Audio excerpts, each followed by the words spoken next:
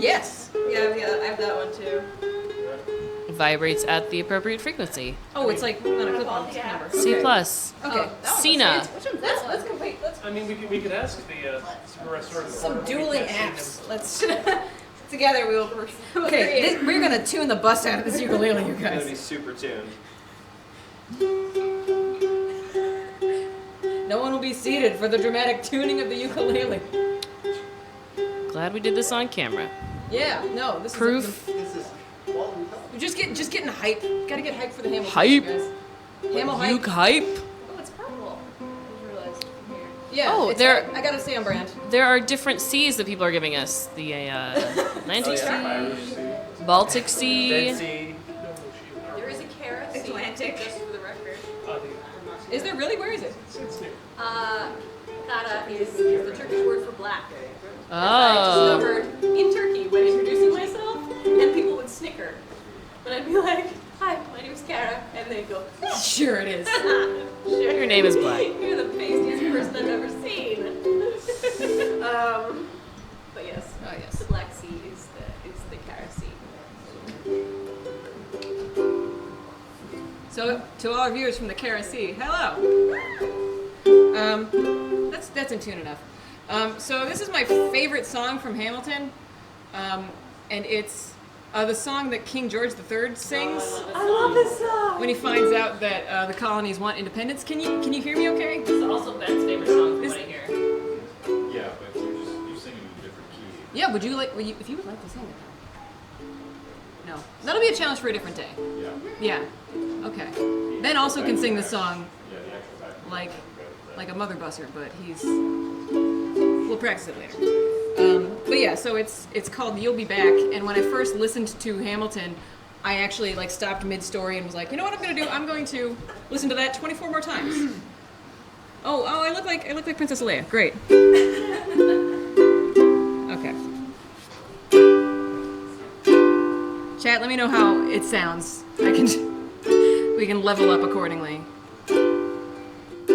Nope. Do it in my key. Why don't I do it in my key? You say the price of my love's not a price that you're willing to pay. You cry in your tea, which you hurl in the sea when you see me go by. Why so sad? Remember we made an arrangement when you went away. Now you're making me mad.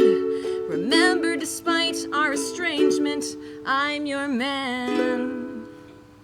You'll be back, soon you'll see. You'll remember you belong to me. You'll be back, time will tell. You'll remember that I served you well. Oceans rise, empires fall. We have seen each other through it all.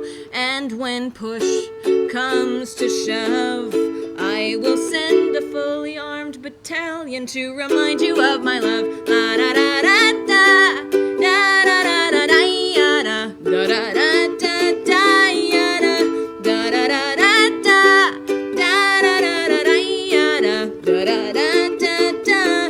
You say our love is draining and you can't go on. You'll be the one complaining when I am gone. And no, don't change the subject, 'cause you're my favorite subject. Royal assist, please, my sweet submissive subjects. Thank you, my loyal royal subjects. Forever and ever and ever and ever and ever. I've abdicated. You'll be back like before. I will fight the fight and win the war. For your love, for your praise. And I'll love you till my dying days. When you're gone, I'll go mad. So don't throw away this thing we had. 'Cause when push comes to shove, I will kill your friends and family to remind you of my love. Da da da da da da da da da.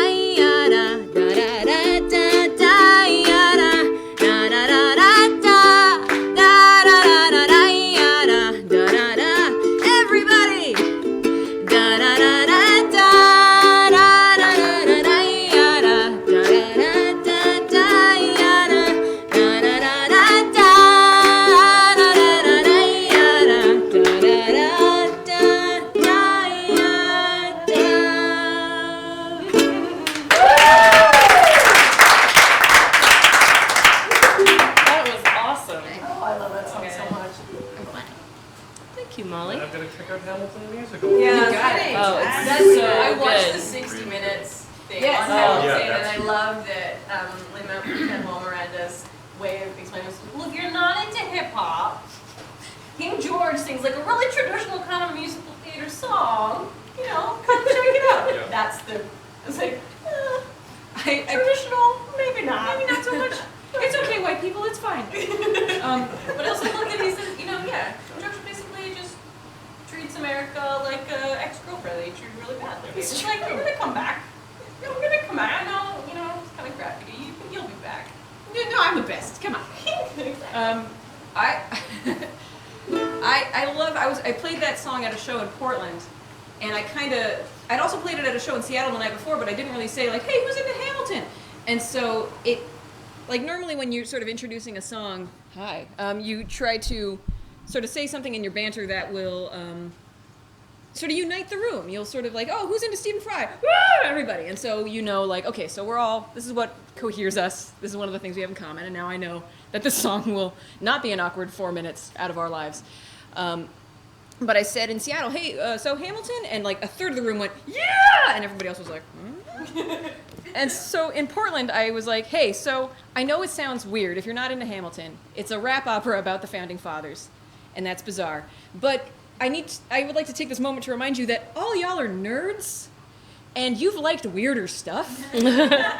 Like, my favorite television show right now is a cartoon about a little boy who is being raised by his mom's friends who are lesbian sentient rocks from outer space. That's weird. A hip-hop opera about the Founding Fathers is not as weird as that. So give it a shot. And they were like, yeah, okay, sure. So, and I've spent more time probably pimping out Hamilton than my own musical, which I wrote, so that's discouraging. But it deserves it, I think. Maybe you could get the people who do Hamilton to start pimping out your stuff in return. Yeah. Hey. Speaking of In the interest of equal time. the musical you wrote, you should tell us about that. I should tell. Yeah, I probably should. Yeah. If you are. Oh, actually, there is an ongoing challenge to sing a Christmas song Oh. that someone keeps on. Oh yeah. Oh, yeah. See, I was thinking about your Thanksgiving's in October, so it Yeah. makes sense for Christmas to buffalo into November a little more. No, I wrote a whole musical called Thanksgiving versus Christmas, which is about just basically I'm trying to host a Thanksgiving special, and all my well-meaning friends show up going like, well, it's a holiday special in the middle of November, so it must be a Christmas special, while there's no other holiday special that exists. And so I can play there aren't a lot of Christmas songs in that. Yeah, and, Surprisingly. well, there is one, and it's got the one swear in it. No, well, there's the one I sing, the sort of my want song That's true. at the end of the. I can play that, yeah. Yeah. Sure. Yeah. Yeah, because I'm Team Thanksgiving, and I recognize my bias because I was born on American Thanksgiving, and so like I knew as a kid that like it was just a coincidence that my family celebrated them on the same day, but for all intents and purposes, when I was growing up, Thanksgiving was just Christmas where nobody else got presents, so that was rad. The crown really dinked to the bridge of my nose. Let me know if I start bleeding, chat. No, I'm good. Okay. But so this song is because the show is about a lady named Molly who plays the ukulele. Because you're right, what you know, and this is her want song at the towards the end of the show. Okay.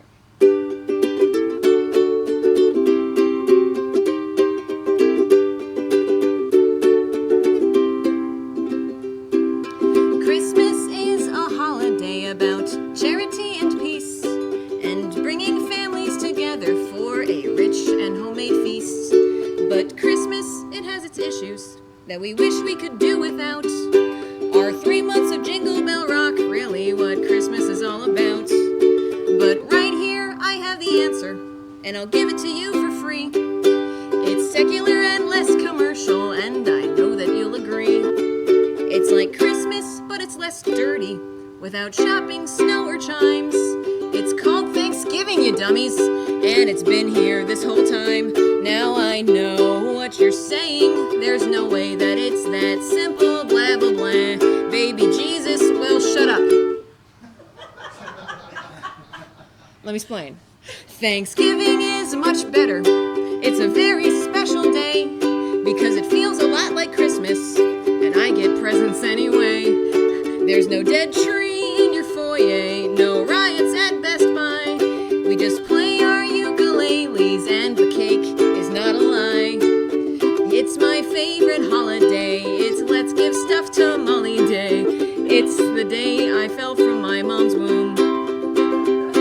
There's not a snowflake in the sky. The lattes taste like pumpkin pie.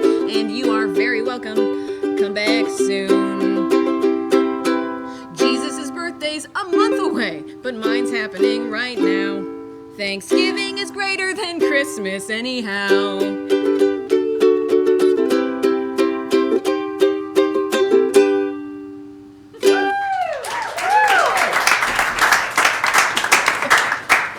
I want to address something in the chat real quick. I described Steven Universe as sentient lesbian rocks raising a child. They are actually genderless and they just prefer female pronouns. And there's a difference.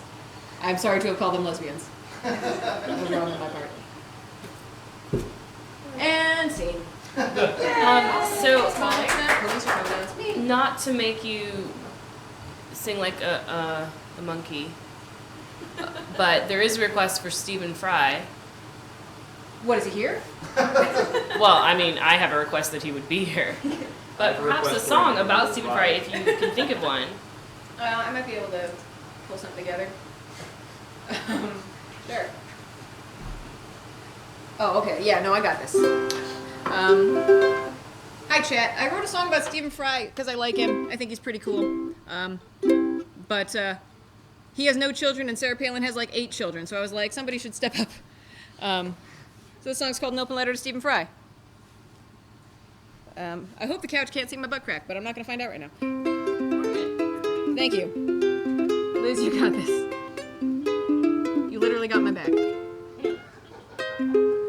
Your heart is promised to your husband, and I have no hope to win it. But consider my proposal, sir. If you can find a minute, I think the future of our species would be better with you in it. I know you have your problems, and maybe I have mine, but you should leave someone to carry on when you have turned to dust and plant your genome in an infant, sir. I think it's only just, and you would need someone to bear this child, a lady you can trust. I'll put my body on the line. Mr. Stephen Fry, I see no reason why you wouldn't think it worthwhile to let me bear your child. You would be amazed what science does these days. So think it over and send along your seed. Yeah, I went there. Deal with it. Ideal for this position, which I hope you will not doubt. I've got those childbearing hips you always hear so much about. I have the blessing of my partner, and he'd maybe help you out. Where is it? I know it isn't much. Yeah. But it's what I have to give. I seldom drink or vape or smoke, and I eat all my leafy greens. I'll try to go to bed much earlier and get all my vaccines, and I'll put headphones on my belly, and I'll cut back on caffeine. I'll hang an iPad in the crib. Mr. Stephen Fry, I see no reason why you wouldn't want someday maybe to let me have your baby. And I'm in my prime, so you have loads of time. So when you're ready, send along your seed. You really ought to reproduce, and I was built to procreate. Just saying, I hope my womb can be of use. So think it over, I can wait. And one day, if you're sure of it, then I could be your surrogate, please. I'm very proud of that rhyme, thank you.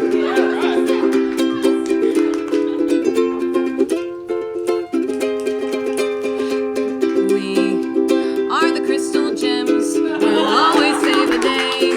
And if you think we can't, we'll always find a way. That's why the people of this world believe in garnet, amethyst, and pearl, and Stephen Fry. I hope you'll tell me why you wouldn't think it Darwinian.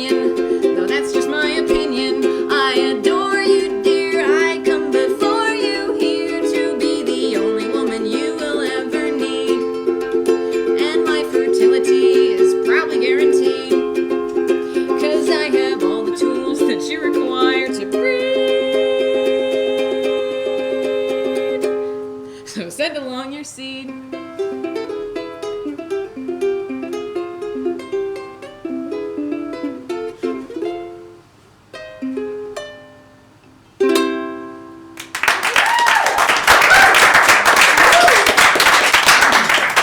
Molly.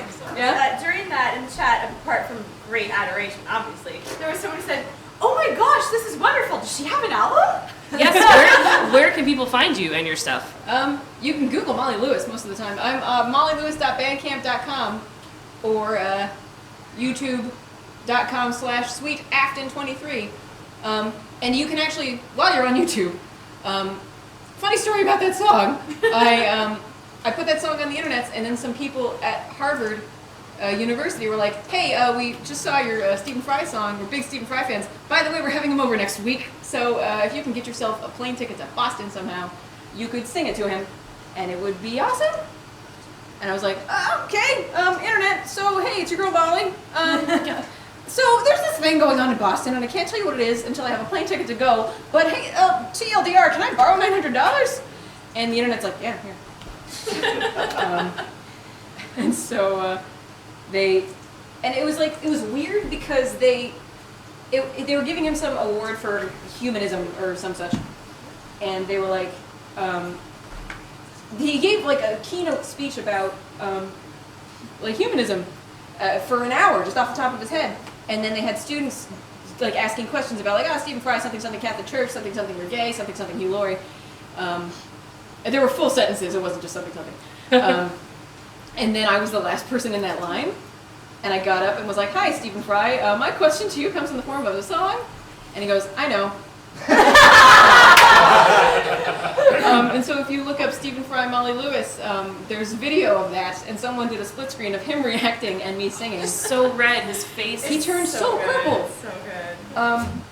And I like I said before, I had forgotten my ukulele on the way to the airport. I was like, "Oh, Ben, I should have packed a ukulele." And he was like, "Yes, you absolutely should have." And so we borrowed a ukulele from my friend, and she said, "Just get it signed and tell me what he smells like." And so after the song, hit the big chord, everyone is like totally in on it. Everybody totally is on board, which I didn't think was going to happen. I thought they'd be like, "How dare she?" But first of all, how dare she? Second of all, what gives her the right? But everyone was into it, and so I went up and to like shake his hand, and he goes, "Thank you so much." Mwah, kisses me on the forehead.